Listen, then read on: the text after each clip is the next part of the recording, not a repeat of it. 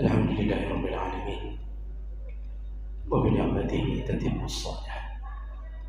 أشهد أن لا إله إلا الله وحده لا شريك له وأشهد أن محمدا عبده ورسوله الكريم.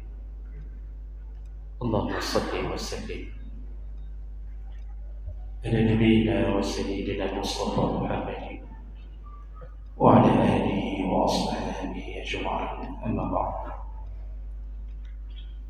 رب اشرح لي صدري ويسر لي أمري واحلل عقدة من لساني يفقهوا قولي. Segala puji bagi Allah, kemudian salawat dan salam kepada Rasulullah, pada keluarga dan seluruh sahabat-sahabatnya. Ya Allah muliakan bapak-bapak dan ibu jamaah salat maghrib dan isya, dan semoga kehadiran kita menjadi penyebab masuknya kita dalam surga Allah Subhanahu wa taala. Bapak Ibu yang Allah muliakan, kita akan sambung. Di pertemuan yang lalu kita sudah membahas di antara adab berdoa, yaitu memperbanyak doa di dalam salat dengan doa-doa yang maksud, artinya doa yang diriwayatkan dari Allah dan Nabi SAW. Dan ada tempat yang disuruh perbanyak berdoa dalam salat, yaitu yang paling utama di dua tempat: ketika sujud, ketika kita sedang sujud, dan itu pun dianjurkan bagi yang salat sendiri, tidak dianjurkan terlalu lama bagi yang menjadi imam atau yang mengikuti. Kemudian tempat yang kedua yaitu sebelum salam. Sebelum salam itu bacalah doa perlindungan dari 4 perkara. Kalau setiap waktu salat kita baca doa itu, maka pastikanlah selama tidak ada penghalang doa dengan harta yang haram, dengan suuzon kita kepada Allah, maka tetap doa itu diterima Allah. Maka kita akan lepas daripada 4 perkara, yaitu tidak diazab dengan api neraka, tidak diazab kubur, tidak akan dibebankan dengan fitnah hidup dan fitnah mati, dan juga kita akan selamat dari fitnah Dajjal dan Masih. Baik, itu sekedar pengingat ulang apa yang kita bahas di minggu yang lalu. Kita lanjutkan. Di antara adab berdoa berikutnya adalah istihbab ad-du'a liman ahsana ilaihi. Disunnahkan untuk berdoa kepada orang yang telah berbuat baik kepada kita.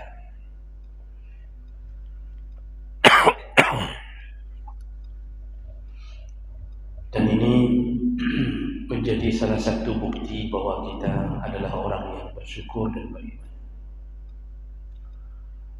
Ketika kita tidak mampu berbuat baik kepada orang lain,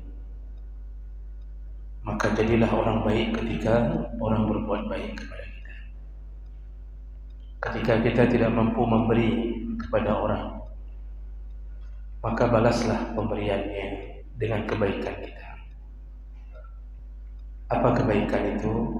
Doakanlah dia, semoga dia diberi balasan oleh Allah. Itu ciri-ciri orang yang bersyukur pada Allah di saat dia tidak mampu membalas. Allah Subhanahu wa taala mengatakan dalam surah Rahman, "Fahal jazaa'ul ihsan illa al-ihsan." Tidak adalah suatu kebaikan, atau apabila diberikan suatu kebaikan maka balasannya adalah kebaikan pula. Allah Subhanahu wa taala apabila berbuat baik kepada kita, Allah tidak berharap kita membalas dengan harta, karena Allah tahu kita ini hamba yang fakir. Kita pun bisa memberi karena diberi Allah. Allah tidak berharap kita mampu untuk menyediakan hadiah untuk Allah. Tapi cukup hanya dengan taat, cukup hanya dengan tetap menyembah Allah, itu Allah anggap itu adalah kebaikan. Jadi tahu diri sebagai hamba, tahu diri bahwa dirinya hamba, itu sudah baik. Itu sudah baik, itu sudah dianggap membalas kebaikan Allah, walaupun kita tidak sanggup membalasnya. Bukankah Allah mengatakan, wa in ta'uddu ni'matallahi la tuhsuha. Ketika engkau mencoba menghitung-hitung nikmat Allah, engkau tidak akan mampu untuk menghitung dan membalasnya, tidak mampu. Dan nikmat kita yang paling besar dari Allah adalah nikmat Islam dan nikmat iman. Ini yang menjadi penyebab terbukanya pintu surga. Banyak orang di luar Islam berusaha untuk masuk surga. Menurut keyakinan kita, mereka tidak akan mampu memasukinya selama mereka tidak mengakui Allah sebagai Tuhannya. Maka itu diberi ke kita. Maka oleh karena itu berterima kasihlah dengan cara bersyukur. Nah, itu kalau dengan Allah. Dengan sesama manusia pun kita disuruh untuk berterima kasih di atas pemberian manusia. Walaupun yang diberi itu milik Allah, tapi menjadi akhlak pada kita ketika kita tahu berterima kasih. Jemaah berkat Allah, anjing saja, anjing afe, itu kalau kita kasih makan beberapa kali saja, itu dia tahu untuk berbalas budi.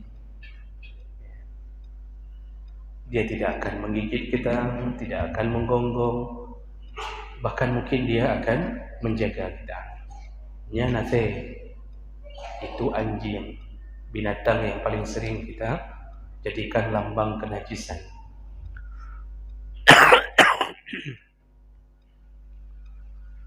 Kalau seandainya binatang tahu berterima kasih, maka seharusnya manusia yang dititip perasaan, dititip akal oleh Allah, itu lebih terima kasihnya. Itu lebih terima kasihnya. Makanya salah satu cara berterima kasih adalah dengan cara doakan orang yang berbuat baik kepada kita. Dalam salah satu hadis Nabi SAW menyebutkan, man sana'a ilaikum ma'rufan falyujzihi. Barang siapa yang berbuat baik kepadanya, atau ada orang yang berbuat baik kepadanya, falyujzihi, maka balaslah kebaikan itu. Fa in lam yajid ma yujzihi falyasni alaihi. Barang siapa yang tidak mampu membalas kebaikan setara dengan kebaikan yang didapatkan, maka falyasni alaihi.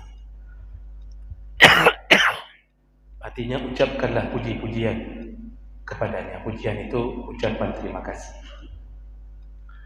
Fa innahu idza asna alaihi faqad syakarahu. Sungguhnya dengan memuji atau mengucapkan terima kasih, maka dia telah termasuk orang yang membalas kebaikan orang tersebut. Wa in katamahu faqad kafarahu. Barang siapa yang tidak juga mampu atau tidak mau melakukan itu, terima kasih pun tak ada, maka dia telah mengingkari kebaikan orang. Artinya sudah buruk sekali akhlaknya. Kita kan sering, Bapak Ibu, kalau kita kasih sesuatu kepada orang, kita memang waktu memberi ikhlas, tapi begitu melihat orang itu tidak ada sedikit pun terima kasih, pasti kita juga akan mengatakan, hai dong, ikhlas memang, hai, saya ikhlas kasih. Cuma aneh juga orang itu, nggak tahu terima kasih sedikit pun, ya kan? Kita juga akan mekeng. Apa mekeng? Tergores juga di hati, walaupun tadi kita ikhlas. Kita aneh saja melihat perilaku orang. Kok ada orang yang sudah kita berbuat baik tidak tahu berterima kasih? Yang lebih parah lagi, bukan hanya tidak tahu berterima kasih, malah membalas dengan keburukan. Nah, ini yang kurang ajarnya di situ.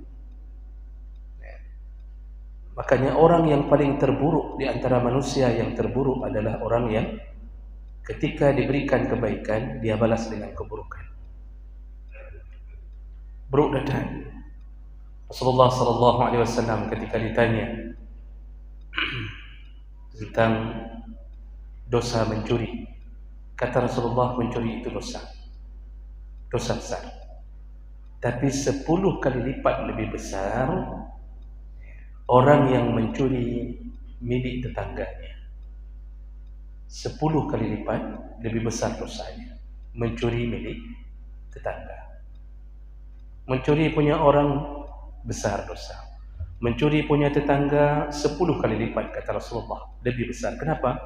Karena yang berbuat baik kepadamu tetangga, yang selama ini mengantarkan kuah tetangga, yang selama ini mendirikan tenda di depan rumahmu tetangga, bahkan mungkin ketika suamimu, ketika istrimu melahirkan, yang mengantar ke rumah sakit tetangga.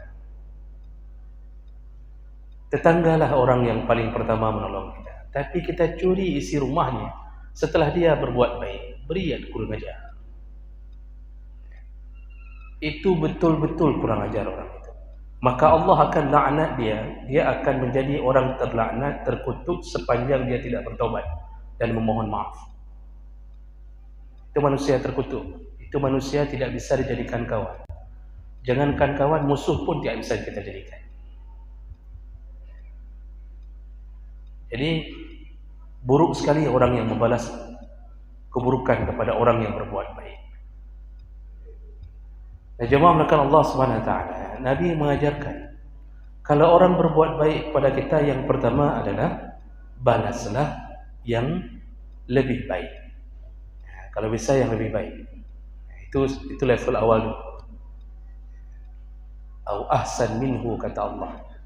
Ya, kalau engkau diberi kebaikan, maka balaslah bi ahsan minhu, dengan yang lebih baik.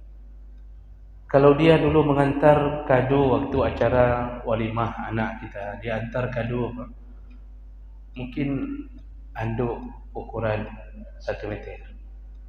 Maka ketika acara walimah anaknya, itu antarkan anduk yang ukuran 2 meter. Kalau kita kan kadang-kadang kita tandai, oh semeter kado kelung, cuma semeter kamu antar kado, lihat nanti waktu anak menikah, ya. Kasihnya kain lap sekecil 10 cm. Jangan, Pak, itu sifat syaitan. Kalau dia hantarkan ke kita 1 plastik atau 1 kilo mangga hasil panen dia, ketika kita panen disuruh hantar 1 kilo, paling kurang 1 on tambah. Itu orang baik. Tapi kalau bisa, balaslah 2 kali lipat. Maka penghuni surga itu dipenuhi oleh orang-orang yang paling baik akhlaknya. Penghuni surga itu dipenuhi oleh yang paling baik akhlaknya. Ketika ditanya oleh sahabat, ya Rasulullah, siapakah penghuni surga yang di atas, maksudnya yang level paling atas bersama para nabi? Apakah cuma nabi saja? Apa jawaban Rasulullah? Tidak. Yang paling banyak menghuni di sana bukan hanya nabi, tetapi ahsanuhum khuluqa, yang paling baik akhlak. Salah satu ujian kita menjadi atau membuktikan kita berakhlak baik, diberi kebaikan, kita balas lebih baik. Dulu anak kita dipelihara orang. Kalau kita kaya, pelihara anak orang. Jangan 1 orang. Atau dulu orang tua seseorang memelihara kita. Waktu kita sudah jadi orang, dulu belum jadi orang, masih monyet. Sekarang kita sudah jadi orang, kita sudah kerja, sudah, lihatlah keadaan anak dia.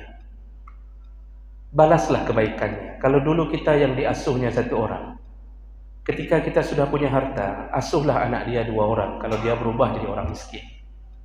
Nah, jadi tahulah berbalas budi. Ini pelajaran ini saya rasa nggak perlu agama.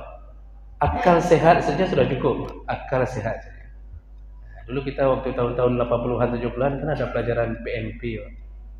PMP, bangunan PMP. Itu yang diajarkan dalam PMP itu kan itu semua. Makanya kita ini lebih dikuatkan dengan memahami agama. Jadi level 1 itu kalau berbuat baik, ada orang berbuat baik ke kita, balaslah dengan yang lebih baik. Yang kedua, kalau tidak mampu untuk membalas dengan yang lebih baik, maka falyujzihi atau fakafi'uhu, kata Rasulullah dalam hadis. Ini hadis riwayat Bukhari dan ada juga riwayat Muslim. Ketika kita tidak mampu membalas dengan kebaikan yang lebih hebat, maka balaslah dengan yang setara. Balas dengan yang setara. Tetangga kita pulang dari Medan, bawa pulang ke Ambon. Ketika kita ke Medan, paling kurang ya balaslah dengan hal yang sama. Jangan dibesarkan, kalau kita tak mampu juga jangan dikecilkan. Ukurannya sama, rasanya sama.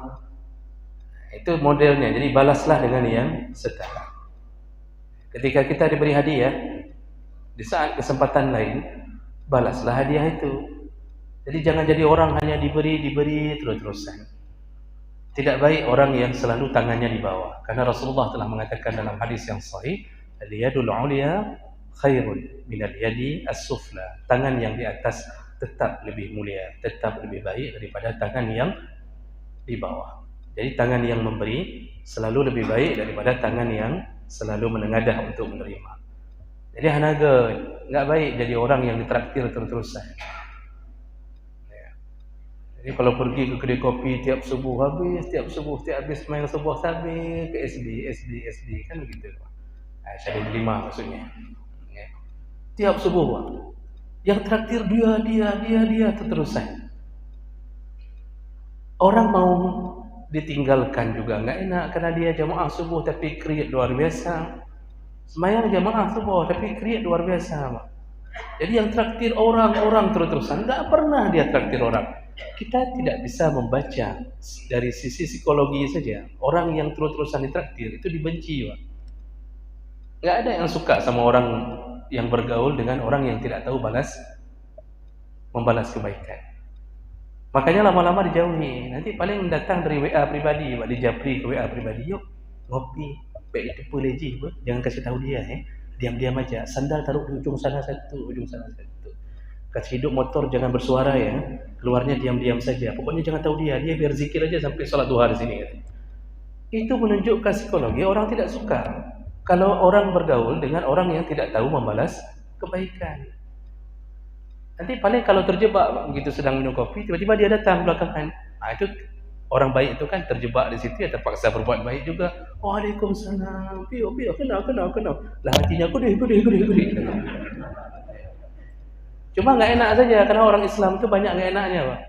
Penghuni surga itu hidup di dunia banyak nggak enak lah, janganlah. Nanti putus silaturahim, janganlah, nggak enak. Makanya pintu surga itu ditutup dengan al-makarih, semua yang tidak enak.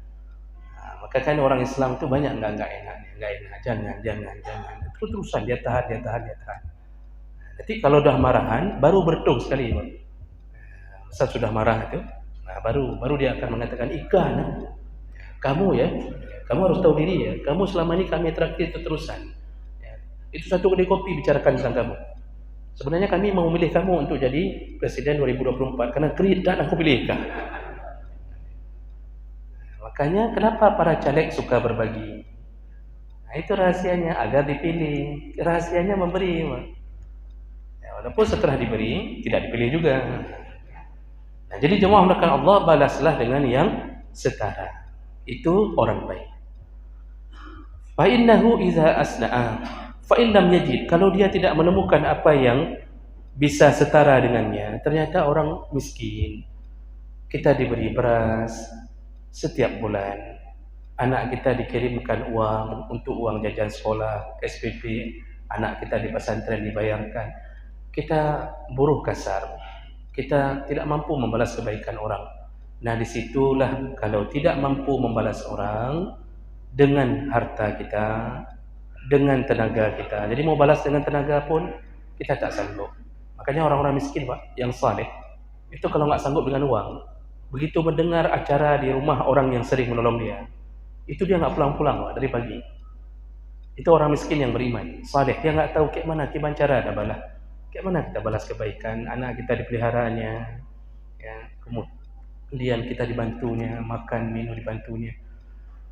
Maka orang miskin yang beriman itu, ketika misalnya orang kaya itu buat acara, itu orang miskin itu nggak pulang-pulang di rumah itu, mencuci piring, cuci ini, untuk hanya membalas kebaikan selama ini. Itu beriman. Oh, nggak mampu juga, ternyata dia badannya lemah, tidak mampu membalas kebaikan dengan tubuhnya, maka disitulah Nabi berkata, fad'u lahu, maka doakanlah orang itu. Jadi mendoakan orang yang berbuat baik, hatta taru annakum qad kafa'tumuhu. Doakanlah terus-terusan sampai engkau merasa bahwa engkau telah membalasnya melalui Allah Subhanahu wa taala. Makanya berdoa itu salah satu tempat yang paling mulia adalah mendoakan orang yang menolong kita. Berbuat baik. Walaupun berbuat baik hanya sekedar membawa hadiah. Ini ada orang bawa hadiah ke rumah. Dia bawanya satu plastik jeruk. Dia beli satu plastik jeruk sekilo.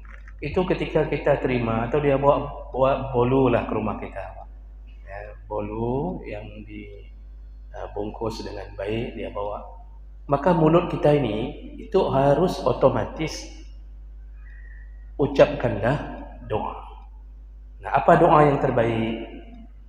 Nabi menyebutkan, Rasulullah sallallahu alaihi wasallam menyebutkan hadis riwayat Tirmizi dari Usamah bin Zaid. Qala Rasulullah sallallahu alaihi wasallam, man sana'a ilaihi ma'ruf faqala li fa'ilihi, barang siapa yang menerima kebaikan dari orang lain, maka doakanlah orang yang berbuat baik itu dengan kalimat jazakallahu khaira.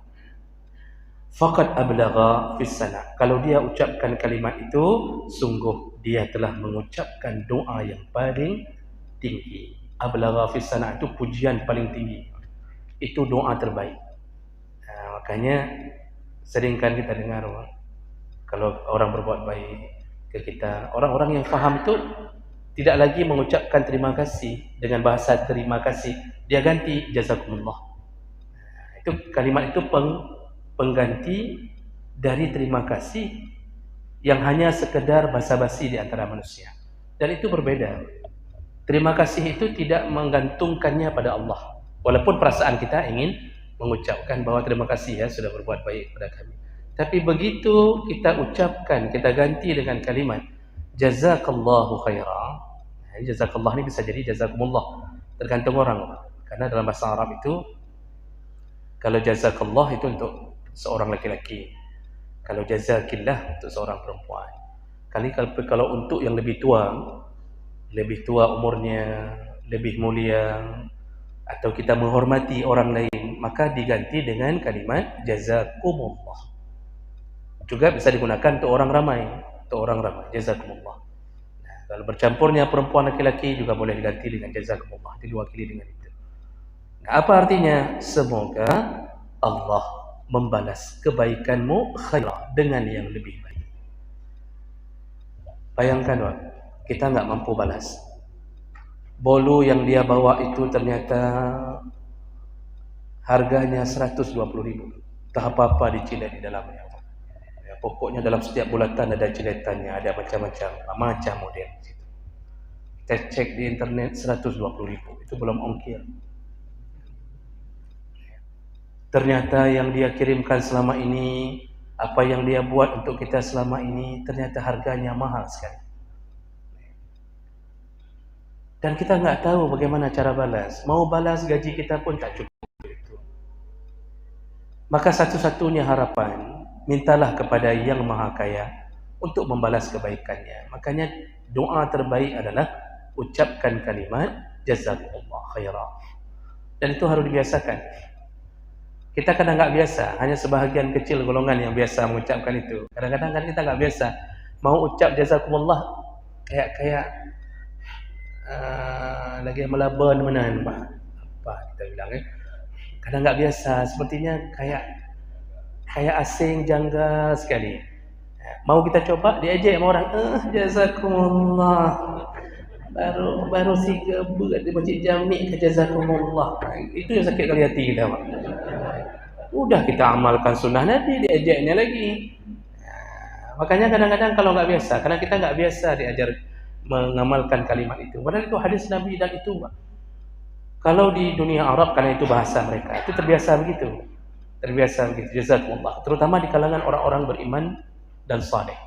Itu kalimatnya diganti. Jadi Orang Arab yang umum, yang awam, itu masih mengucapkan syukran. Ya, syukran, itu terima kasih. Lalu jawabannya afwan. Tapi kalau orang-orang yang punya ilmu agama dengan baik, dia nggak ucap lagi syukran. Apapun orang berbuat baik, walaupun hanya diberikan 1 jarum untuk dipinjamkan, waktu dikembalikan dia ucapkan jazakumullah. Semoga Allah membalas kebaikanmu. Maksudnya, kami tidak sanggup membalasnya. Kami dengan kefakiran kami tidak sanggup membalasnya. Kami hanya mohon kepada Allah agar membalas semua kebaikanmu. Kalau Allah yang balas, Pak, mana ada sedikit-sedikit? Mana ada cilet-cilet? Kalau Allah yang balas, paling kurang 10 kali lipat. Itu paling kurang.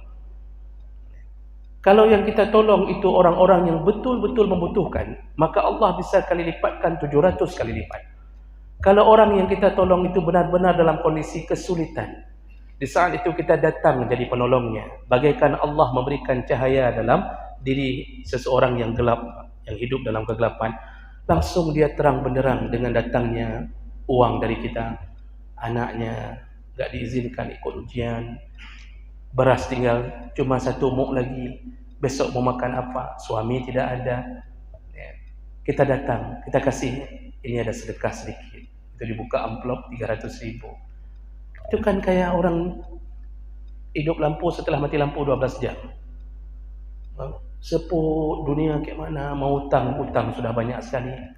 Kemana lagi nak mamak minta utang? Ayahmu sudah, semenjak ayahmu tidak ada, dulu ayahmu tukang wing becak. Adalah sedikit dia bawa pulang, mamak mau wing becak, enggak bisa mamak wing. Enggak bisa mamak dayung becak. Kesusahan dia bertubi-tubi, datang kita Bapak, kita berikan. Maka Allah berikan apa untuk kita? Surga. Dan pahalanya meledak-ledak. Itu tidak lagi terbatas. Itu sudah suka-suka Allah. Makanya coba lihat hadis-hadis tentang menolong orang. Itu luar biasa pahala. Lebih hebat daripada puasa sunnah dan lebih hebat daripada salat qiyamul lail. Salah satu hadis contohnya. Rasulullah sallallahu alaihi wasallam menyebutkan, hadis ini sahih, as-sa'i 'alal armalah wal miskin. Barang siapa yang berkeliling-keliling menolong armalah.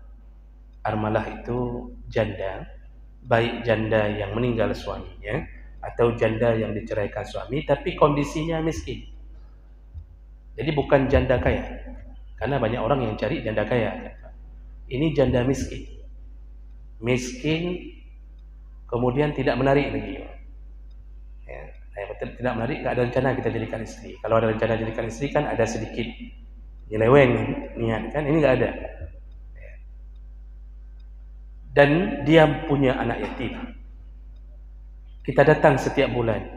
Kita kasih untuk beli beras, beli telur 1 papan segala macam. Apa kata Nabi? Yang berkeliling-keliling. Berkeliling itu maksudnya sengaja mencari. As-sa'i itu seperti orang sa'i. Berkeliling mencari janda yang miskin, kemudian anak yatim. Rasulullah mengatakan posisinya kan mujahid fi sabilillah, seperti orang berjihad fi sabilillah. Disambung, fahuwa kal qa'im la yaftur wa kas-sha'im la yuftir. Dan dia dapat pahala seperti orang yang melakukan qiyamul lail, salat sepanjang malam, tidak berhenti-berhenti. Sekaligus dapat pahala seperti orang puasa tidak pernah berbuka. Maksudnya saking hebat puasanya. Itu pahala menolong orang. Terucap di dalam kalimat dia jazakumullah. Maka sama orang yang kita tolong itu kita kasih tahu nanti ke depan, ucapkanlah jazakumullah. Jangan ucap lagi terima kasih, jazakumullah aja ucapnya. Walaupun terima kasih yang dia maksud tentu kita tetap dapat pahala. Tapi dengan dia mengucapkan jazakumullah, dia telah melaksanakan dan mengamalkan kalimah Nabi yang terbaik. Jadi jangan pikir bang, jangan pikir kita duduk di masjid terus-terusan berzikir dari pagi sampai jam 10 pagi yang ada lebih. Jangan pikir itu lebih hebat daripada amalan menolong orang. Tidak. Amalan menolong orang lebih hebat daripada amalan-amal sunnah, kecuali yang wajib. Kalau yang wajib tak bisa dikalahkan, itu wajib. Tapi amalan sunnah, puasa Senin Kamis bisa kalah dengan bantuan kita kepada orang miskin. Itu sehingga Ibnu Battal dalam kitab Bahrul Muhayt itu menyebutkan, itu hadis Nabi itu sebenarnya kata Ibn Battal, itu kesempatan bagi mereka yang sudah nggak sanggup puasa, nggak sanggup tahajud. Kita nggak sanggup. Ini puasa Asyura. Ini nanti 9 Tasu'a. Asyura hari ke-10 Muharram. Kita nggak sanggup lah dikatakan kita memang punya penyakit, kita lemah, nggak biasa, atau punya kewajiban yang kita nggak mungkin puasa. Gantilah dengan sedekah setiap minggu, setiap bulan. Dan orang yang dibantu pun sering-sering ucapkan jazakumullah. Jadi Bapak Ibu yang Allah muliakan, begitulah doa yang diajarkan bagi orang yang dibantu atau ditolong oleh orang lain. Makanya Rasulullah sallallahu alaihi wasallam menyebutkan dalam hadis riwayat Bukhari, la yashkurullah man la yashkurun nas. Tidak disebut atau bukan orang yang bersyukur kepada Allah apabila dia tidak tahu bersyukur pada manusia. Jadi orang yang enggak tahu terima kasih itu tidak tahu berterima kasih kepada Allah. Dengan Allah dia tidak terima kasih di atas nikmatnya, dengan manusia pun dia tidak tahu terima kasih. Ini doa yang harus sering-sering. Kadang-kadang Bapak Ibu, ini sebagai penutup sebelum kita tanya jawab, kadang-kadang kita ini setelah memberi sedekah, kita kan tidur. Kita melanjutkan hari-hari kita. Kita kasih tadi 300.000 untuk orang yang kita tolong, sehingga mereka bisa makan, menghidupkan kompornya kembali. Kita tidur, lalu kita lanjut, kita sudah lupa. Tapi ketahuilah, di tengah malam di saat kita tidur, mungkin ibu yang janda itu dengan anak-anak yatimnya, mereka mungkin mengangkat tangan kepada Allah. Ya Allah, tolonglah orang yang telah menolong kami, ya Allah. Karena Bapak itulah kami bisa makan sampai hari ini, ya Allah. Kita tertidur, Pak. Walaupun ngorok, dalam setiap ngorok itu malaikat berkumpul mengirimkan pahala untuk kita. Dari siapa? Dari mulut orang yang kita berikan bantuan kita. Maka kadang-kadang kita masuk surga bukan dengan doa kita, Pak. Dengan doa orang. Dengan doa orang. Makanya jangan sampai hidup ini tanpa rencana untuk menolong orang-orang yang disuruh tolong oleh Allah Subhanahu wa taala. Lalu kita yang ditolong ucapkanlah kalimat jazakumullah khairan. Baik. Ini adab dalam berdoa, yaitu berdoa kepada orang yang berbuat baik. Saya berhenti di sini dulu. Mungkin ada pertanyaan. Waktu tersisa berapa menit? 10. Ya, baik. Silakan. Waktu sisa sekitar 10 menit depan, bisa mau pertanyaan kami persilakan.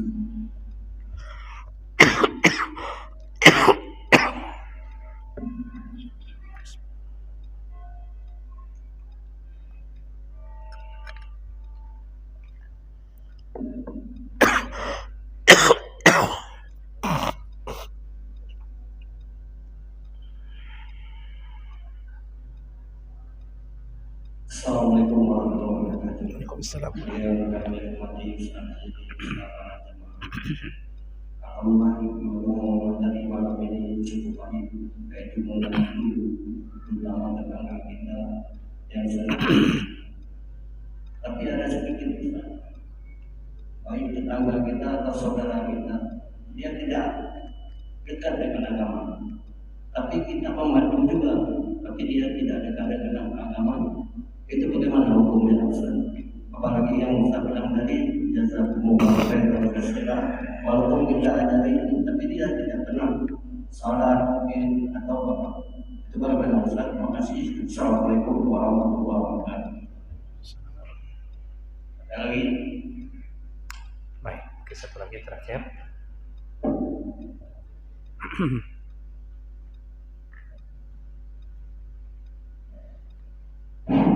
Assalamualaikum warahmatullahi wabarakatuh. Waalaikumsalam. Ya, ini saya tanyakan Ustaz. Ada orang yang mentolimi, tapi juga ada orang yang kena tolim. Apakah bagi pihak yang ditolimi ini berhak memaafkan orang yang mentoliminya? Terima kasih. Assalamualaikum warahmatullahi wabarakatuh. Assalamualaikum warahmatullahi wabarakatuh. Baik. Pertanyaan pertama, bagaimana berhadapan dengan orang yang tidak taat pada Allah? Apakah kita juga menolongnya? Sedangkan dia jangankan salat, jangankan mengucapkan jazakumullah atau terima kasih, Dengan Allah pun dia tidak pernah berterima kasih, tidak salat, tidak puasa Ramadan, macam-macam. Bapak Ibu yang Allah muliakan, yang pertama, tidak diukur kebaikan dengan siapa yang menerima. Artinya selama orang yang kita tolong tidak menggunakan harta yang kita tolong itu untuk meneruskan maksiatnya, maka kita tidak berkurang pahala kita dengan menolongnya. Ini dia tidak salat. Orang si miskin enggak salat. Ini lampu merah kan cukup banyak orang-orang itu tidak salat. Mana ada salat yang lampu merah itu?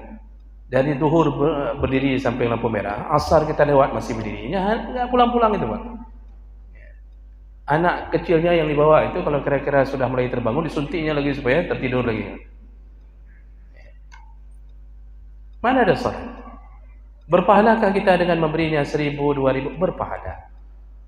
Dan itu bukan menjadi ukuran bahwa berkurangnya pahala kita, kecuali yang kita tolong dengan sepengetahuan kita, pertolongan kita itu memang dibawa ke maksiat. Maka enggak boleh memberi sedekah atau menolong orang yang hartanya dibuat untuk maksiat. Itu sama seperti memberi pisau kepada orang yang akan membunuh. Nah, itu baru berdosa. Kita berdosa. Nah, jadi tidak mengapa. Namun, kenapa hati kita semuanya sama? Ini ada orang miskin di kampung 2 orang. Satu ahli jamaah. Satu lagi tidak pernah salat. Kenapa kita semua cenderung kepada yang salat? Itulah fitrah Allah. Orang yang dekat sama Allah, Allah buka pintu rezeki untuknya. Wa may yattaqillah yaj'al lahu makhraja wa yarzuqhu min haitsu la yahtasib.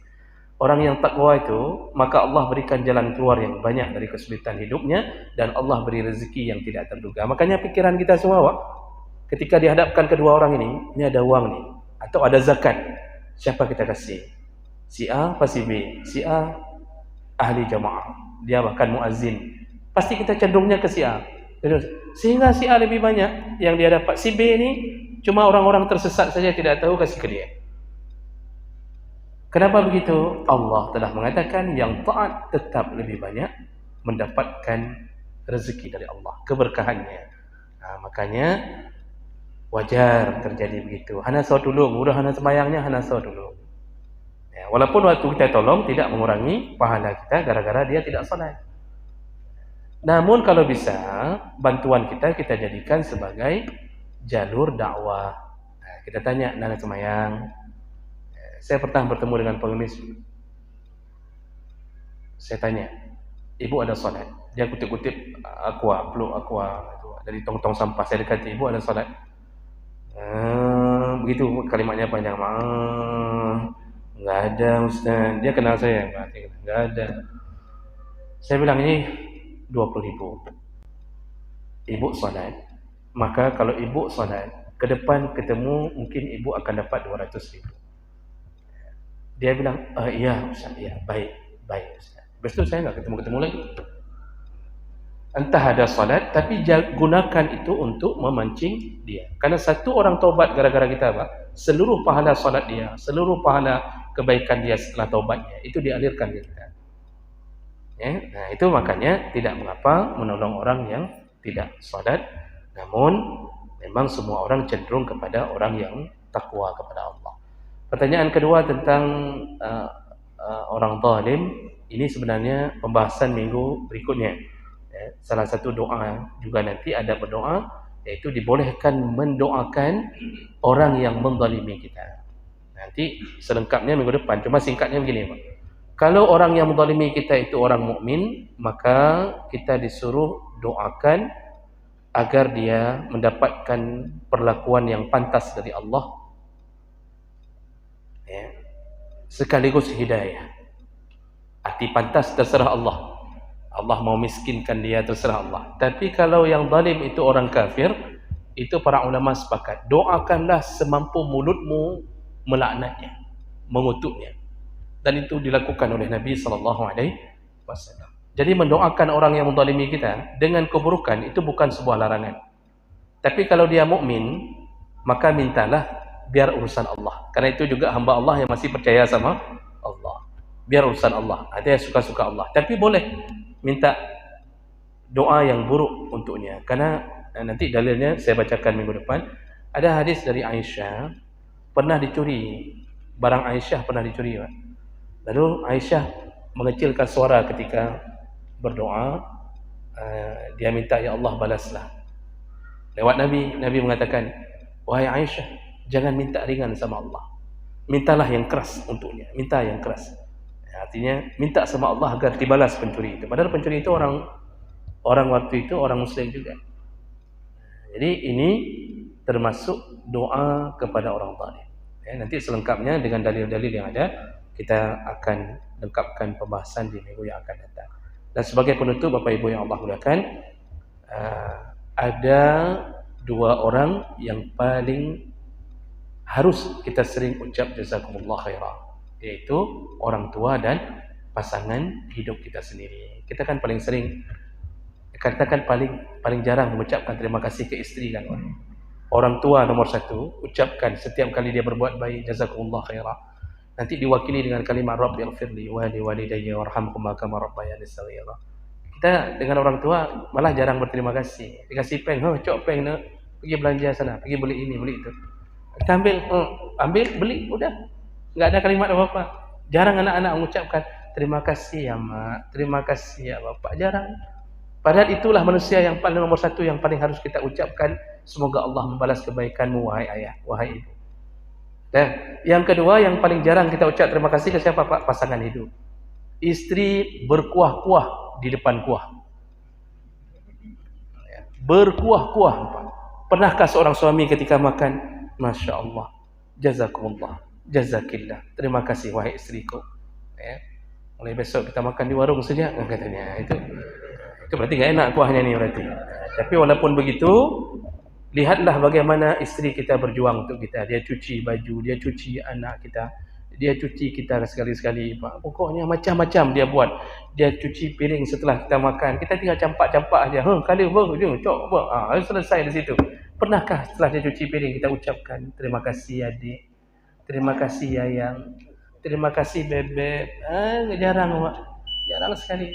Maka itu manusia yang paling sering harus kita ucapkan. Begitu juga istri. Jangan lupa kebaikan suami. Capek suami di luar hanya demi menghidupkan dan membahagiakan anak dan istrinya. Maka jarang sekali istri mengucapkan terima kasih, jazakumullah, jazakumullah. Jarang sekali. Maka biasakanlah itu. Semoga Allah membalas semua kebaikan kita dengan surganya. Amin ya rabbal alamin. Subhanakallahumma bihamdik, asyhadu an la ilaha illa anta, astaghfiruka wa atubu ilaik. Wassalamualaikum warahmatullahi wabarakatuh.